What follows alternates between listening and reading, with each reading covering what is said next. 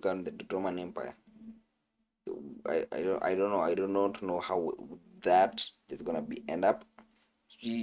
And it's a 6 minute video. How is it a 6 minute video?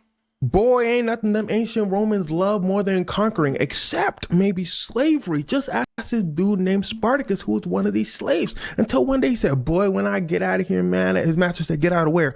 Spartacus said, his master said, yeah, that's what I thought. Get in the arena. And by arena, I mean the gladiator arena. See, most people think gladiator shows were these glorious shows, but mostly it's just where they made slaves fight. And Spartacus could fight. After one of his fights finished, his master said, God damn, Spartacus, you be throwing them hands. Here's your wages for the day. Spartacus said, you didn't give me nothing. His master said, ain't you listening to the story? You a slave, stupid.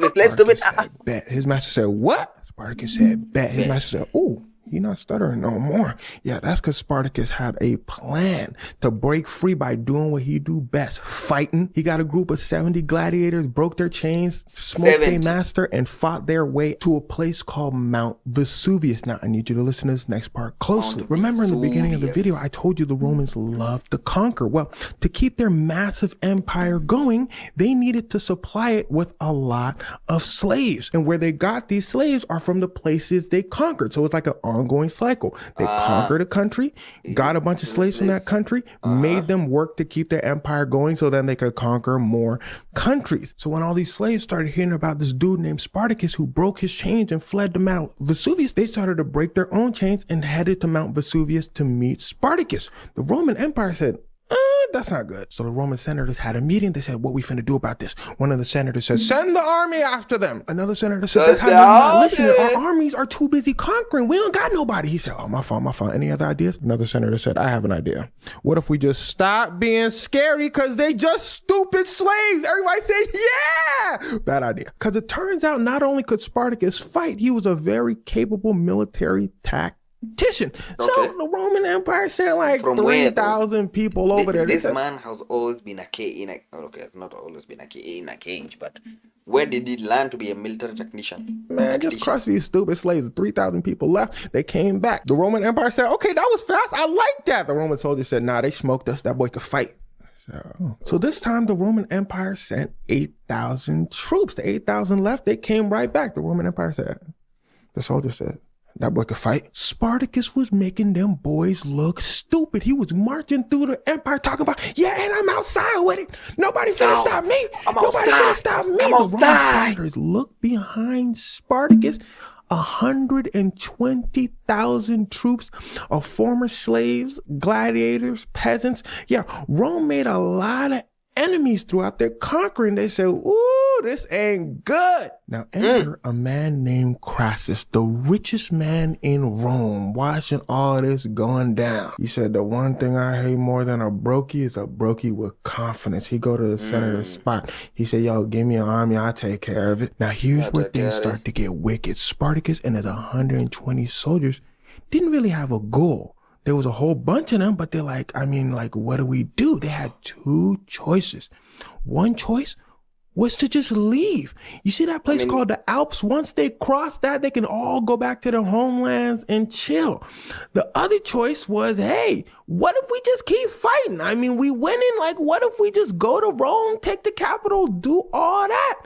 They thought about it. They decided to go to Rome. Bad choice. Because see, unlike the other commanders that Spartacus defeated, Crassus took Spartacus seriously. So Crassus, with his trained troops, is going against Spartacus with 120,000 troops, sure, but they're untrained, former slaves, peasants, and he cuts off Spartacus from the Alps. Look closely. There ain't nowhere to go down here. It's all water. If you were going to leave, you were going to leave through the Alps. They can't do that no more. So Crassus starts chasing Spartacus all throughout Rome.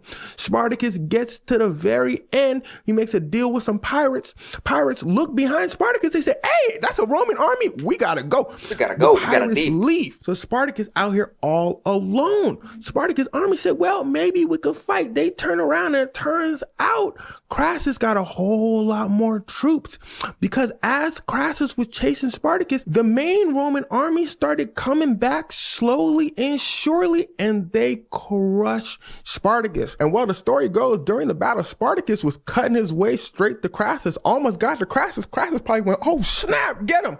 And well, they got him. So Spartacus and his troops were decimated. But it's interesting because even though Spartacus was defeated, his name still lives on as a testament about fighting the system. As for Crassus, defeating Spartacus made him a strong political figure. He teams up with some dudes named Julius Caesar, Pompey.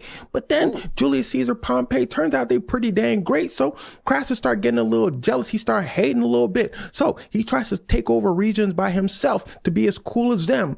But he loses embarrassingly and gets Julius Caesar and Pompey. Crassus turns out was the only dude keeping them together, so they start going head to head. Julius defeats Pompey, so Pompey flees to Egypt. Cleopatra's brother Pompey, Julius Caesar, goes over, starts crying. Cleopatra's brother goes, oh snap, I wasn't supposed to do that. Julius Caesar says, hell nah. Cleopatra and Julius Caesar get together because she pops up to him and says, hey, I hate my brother too. Why don't you make me in charge and I'm gonna start listening to you? So they link up, they start having kids, all that. Julius Caesar becomes supreme leader of Rome, basically. And then Julius Caesar, because he started getting too powerful and they started getting scared of him, which leads to a story I had before about Julius Caesar's disciples, Mark Antony and Octavian, getting their slide back for him. Yes. History can be a lot more connected than you think, huh? I mean, yeah. Javi has never missed the beat, though. He has never missed with the beat. Oh, you should definitely go and watch that Pompey video, that Julius Caesar video.